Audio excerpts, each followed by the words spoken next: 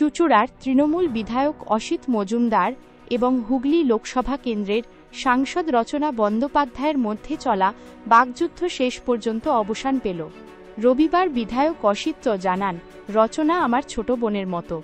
আমরা একসঙ্গে দলীয় কাজ করে যাব। সেই সঙ্গে গোটা ঘটনার জন্য বিজেপি ও সিপিএমকে দায়ী করেন তিনি।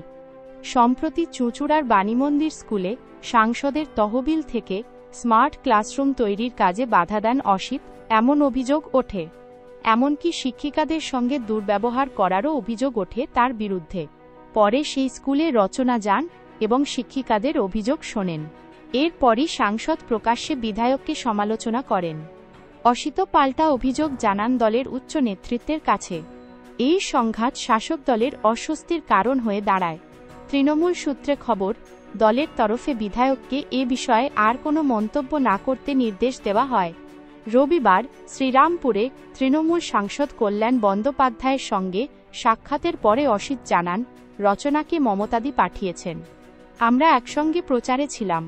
আমাদের মধ্যে কোনো সম্পর্কের অবনতি হয়নি। তিনি আরও বলেন, রচনার সঙ্গে আমার কোনো বিরোধ নেই। তবে আমার কথায় যদি ও কষ্ট পেয়ে থাকে, আমি আন্তরিকভাবে দুঃখ প্রকাশ করছি। শেষে আরও বলেন, এই ভুল বোঝাবুঝির নেপথ্যে বিরোধী দলেরই হাত রয়েছে, যারা আমাদের ভিতরে বিভেদ তৈরির চেষ্টা করছে।